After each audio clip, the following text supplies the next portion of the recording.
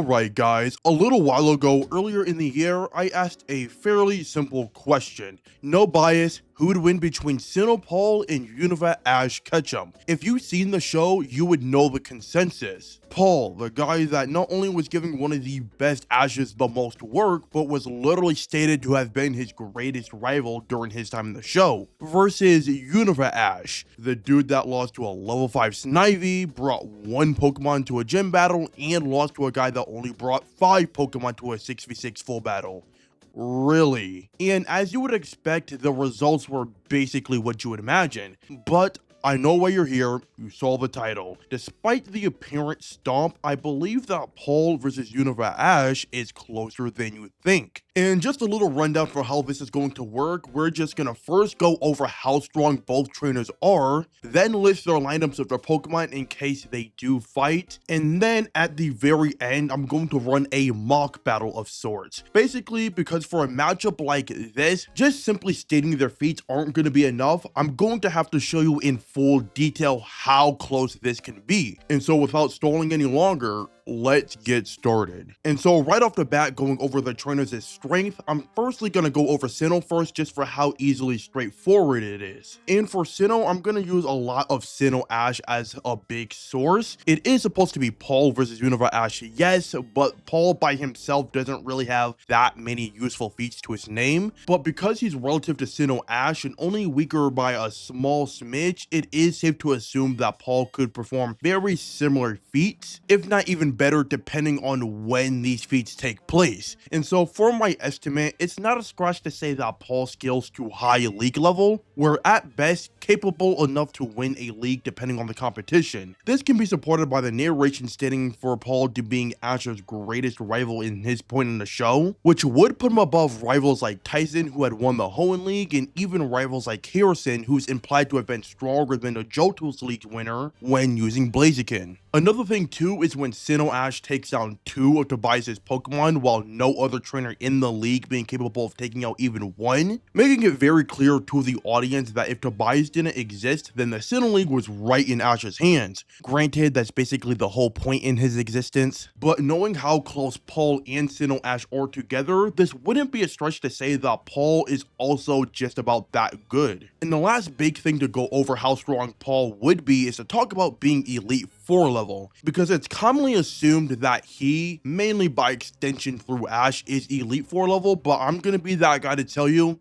that is not true. And so to get to Sinnoh Ash, a lot of people like to use his encounters with Elite 4 level trainers as a list of his feats, but in truth, those bring him down instead of moving him up. With trainers like Palmer and Bertha, a lot of Ash's performance can be largely attributed to his opponents holding back. And then with trainers like Flint, for example, Ash literally gets his Pokemon to one-shot just from the sheer difference in strength. And one thing to especially keep note of is that for the Bertha and Flint battles, they both take place not too far from the Sinnoh League, which is pretty much at the very end of the Pokemon anime. So once again, to reiterate, high league level is going to be my best estimate to scale Sinnoh Paul. And then getting to Unova Ash, he's honestly going to be weirdly confusing, and I'm not even kidding. So unlike with Sinnoh, where Ash has constant Elite 4 level trainers to fight against, Unova Ash has no fights at all. Without direct Elite 4 level feats, it's easily safe to say that he's a league level, but the problem is just exactly where he is at league level. In every other regional conference in a Pokemon anime, not counting Kanto, we can all estimate how strong Ash is in the series by using a league's winner as a reference. But with Virgil in the Unova League, it's a lot harder because his main feat is beating Cameron, who beat Ash, with what I'd say is mid difficulty. To some extent, there is a gap in power, as Virgil's Pokemon can seemingly percept, counter, and even overpower Cameron's with not much effort. But it is also stated that Virgil's refined battle style just counters Cameron's, which is just absolutely insane. But as it was basically off screen for the most part until the very end, it's kind of hard to say which side this is leaning towards most. But what if I were to say there is another way to tie Ash to Virgil? The thing is, Virgil has only one other feat in the series, and that is beating Dino in the Unova League Finals. Dino, who you very much likely do not know, even if you've seen the whole Unova anime, is what I'd call the king of background characters. And what I mean by that is that in his only appearances in the Pokemon anime, it's been in tournament arcs. And in each of them, he always manages to beat other background characters and even a minor character at one point, which is a slight step above. And what makes this interesting is that his only ever losses in the show has been against major characters. The first loss was against Ash, which was basically just off screen, just showing the part he loses in. But the juicier part of this is when he loses against Virgil, basically able to bring him down to his last Pokemon. But looking at all the leagues, excluding once again Kanto, Ash has always been relative or at least stronger than the background characters in a Regions League. And to double down on this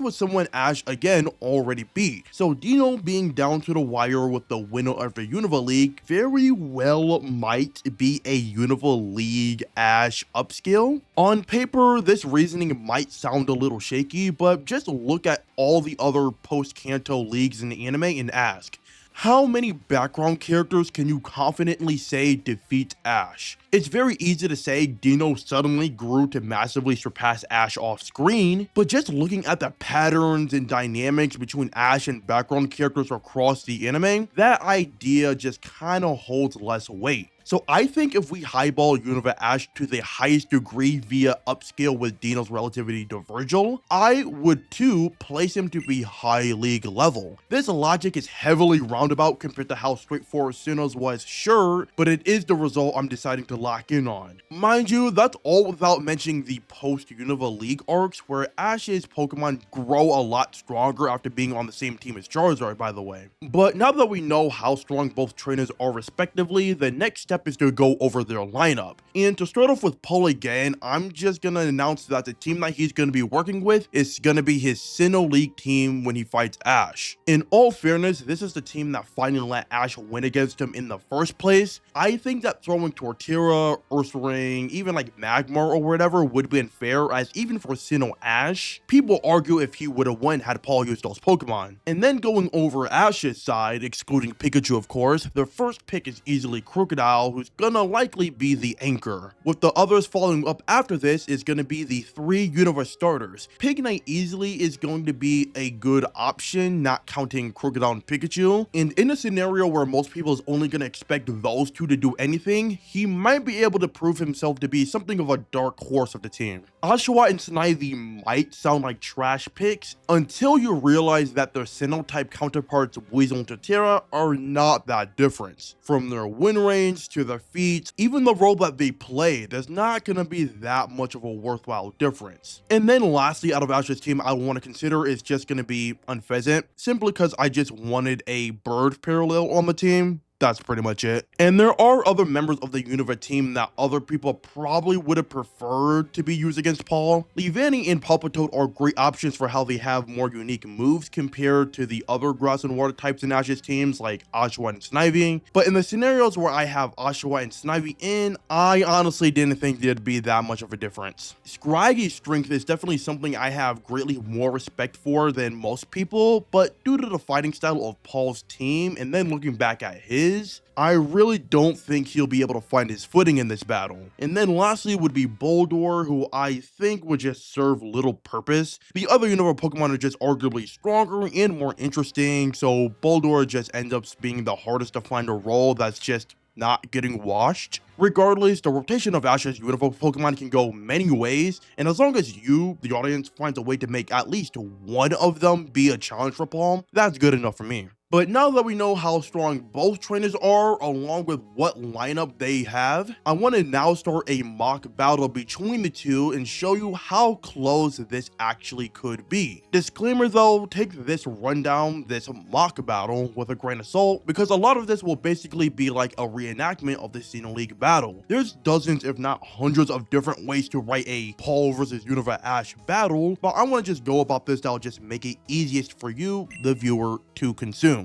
And just like you would expect from a Sinnoh League reenactment, the battle will start off with Pikachu and Aggron, and it will just play almost exactly the same. Now, I will say with the addition of Electro Ball, Pikachu may be able to land a few more hits, as rushing towards Aggron did not work well in the original way. However, I think it would be considered cheap if I just said that Ash can just basically just spam special moves and do a lot better. So even in an event where I'd say Pikachu might be able to do slightly better, I think that Aggron's overall bulk will still be too much to handle. And so then to follow up on Pikachu, Ash will then send out the ace equivalent of Unova, Crocodile. And because of the very situational burn that Infernape gave, Crocodile will probably have a lot harder time fighting Aggron, but because Crocodile is the stronger Pokemon overall in my eyes, I think he'll still be able to get the job done. And then to follow up on Aggron, Paul will then send out Gastrodon, with Ash sending out his bird equivalent, Unpheasant. Now with Unpheasant's special attacks, it is very much less likely for her to be falling under the same trap that Staraptor fell into, but once again, I think it'd be very cheap just to say that Ash can just spam special attacks. So knowing how Ash would want to get up close eventually, that's going to be Paul's chance to strike. And the interesting thing about that is that when Unpheasant gets caught, she has no comparable move to close combat that Staraptor did. So in the event when Paul sends out a Water Pulse, has it falling down,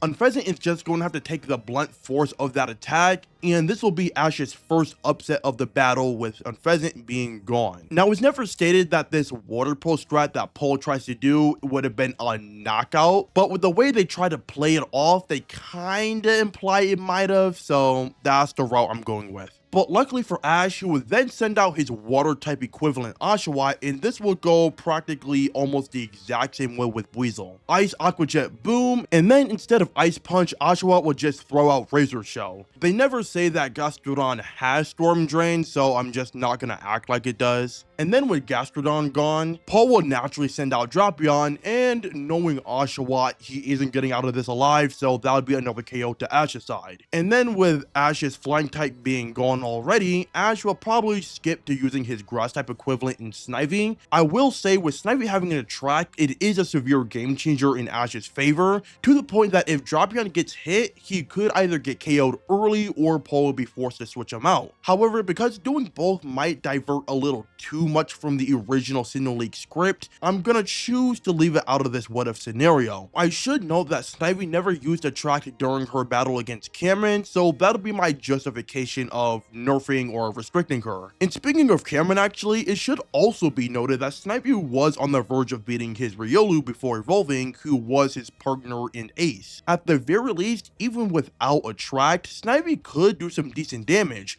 but assuming Paul would always be one step ahead of Ash, he would be able to technique his way around beating her. So next to come in after Snivy is then gonna be Pignite, and normally Paul would switch out Drapion after beating the grass type of the team, but once again, to reenact the actual Sinnoh League script, Paul will keep Drapion in, confident he'll go 3-0 with them. And I'm gonna tell you something that no one else has ever told you about Pignite, and that's that he's a really good revenge killer. In all the official battles that he was in that weren't 1v1s, it all involved avenging Ash's Pokemon that were just knocked out. And this is actually where I reveal the first big upset on Paul's end, because I'd have Drapion lose against Pignite. Other than Pignite being a really good revenge killer, I'd also say he's a parallel to Gliscor, sort of for the fact that in a weird way, they kinda are like the dark horses of their teams. Maybe. And while this may seem like a massive change in the original Sinnoh League script, I assure you that it's not, and it will make sense very soon. And after drop yawn, Paul would then send out Ninjask, and another crazy idea I would have to make back to back is that my original plan here is to have Pig Knight burn the toxic spikes from drop yawn. As for the how, there's two ways for this to work. Either Ash briefly switches into Crocodile, uses Dig, then switches back into Pig Knight, and then uses a fire move underground, or it's just a leftover hole from Crocodile digging when fighting Aggron, and then Ash uses that for Pig Knight to go into, and then he'll go ahead and using a fire move underground. The first idea is easily a reach, as to my knowledge, Ash has never done a back and forth combo to this extent ever. The second example too is arguably a reach, but I wouldn't count it out as impossible, as residual damage on the battlefield has been a thing a few times across the anime. And this is also where I'd probably split this what if scenario in two different routes, where scenario A, Pig Knight naturally is able to burn the toxic spikes from drop yawn, or there's scenario B, I'll call it, where if you really do not believe that Pig Knight can do the underground fire strategy, then the option B would just be that Pig Knight just somehow in some way balls out, stacking flame charges maybe, and using guts, the word not the ability, and takes out Ninjask. However, it should be noted that the underground fire plan plays an important role for Paul later on, and I'd still want it to be fair for him, so scenario A, my route, is the way that I'm going. And with Ninjask knocked out, Paul's next Pokemon will be Frostlass, although Pig Knight is no Infernape. Fighting Drop Yawn and Ninjask back to back would not only leave him too weak to be worth switching out to save for later, but also just too weak to win this matchup. So this is where I'd probably write Pig Knight out of the battle and just have him fall victim to Frostlass's Snowcloak strategy. And just like with Aggron, Pikachu would naturally come out to fight Frostlass, and this will go literally the same. See how the script went back to normal here? And then getting back to the original Sinnoh League script, the last Pokemon on Paul's end would just be Electivire. And as you would expect from Aggron or Frostlass, this would go the exact same with Pikachu, eventually going down and then leaving Ash to actually his last Pokemon, Crocodile. And this is where scenario A and scenario B come in on whether or not Pig Knight did the underground fire strategy, because this strategy is the only reason Paul comes up with the underground thunder that he uses against Gliscor and Pikachu. Without this underground thunder, Electivire's only method of attack is Brick Break, so in scenario B, where the underground fire plan never happens, Electivire's only chance of winning is to hope that poison will just eventually wear Crocodile down. But in scenario A, the route that I took, Electivire still has hope that Brick Break, underground thunder, and just all-around technique can beat Crocodile, which in my opinion is the better route for Paul since he has more options to fight. And this is actually a really interesting matchup in my opinion, because of the fact that Crocodile is just immune, not resisted, to electric attacks almost has Paul looking like the underdog in my opinion. But honestly, I'd say the winner of this battle is a 50-50. Crocodile's electric immunity and a wider variety of moves definitely does give Ash a massive advantage, but at the same time, Paul's cunning and defensive technique could possibly outmaneuver Ash if he plays his cards right. So whoever would win between Paul's Electivire and Ash's Crocodile is honestly just gonna depend on which side you think is gonna be more believable. But for the sake of choosing a winner for the video, I will give this win to Unova Ash. But now finishing this mock battle, that's pretty much every single trick I have in the book to explain why I think Unova Ash versus Paul is closer than most people think. To give my last bit of comments and thoughts about this matchup, like I said before, the what if battle, the mock battle if you will, is not something to take 100% serious, as once again, this could be written in many other ways. This is actually my first time ever making this style of video, so apologies if this is very unconventional compared to other videos with the same format, because like similarly said earlier, I think listing their feeds and just calling it a day just wouldn't work for these characters. The one thing that I hope got across during this though is that if you aren't making the same Snivy jokes, the same Cameron jokes, Unova Ash can be pretty decent in terms of power. I know a lot of it might have sounded like a lot of bias towards Unova Ash, but he is going against who is probably one of, if not my favorite character in the Pokemon anime. If I didn't think that he could stand a chance, I would not even be entertaining the idea of this video. But overall, let me know your thoughts. Whether you now maybe believe in the Unova Ash agenda, or you think this is still a hydrogen bomb versus coughing baby matchup. Other than that, peace out, have a good one. That's pretty much all I got for now. Yup.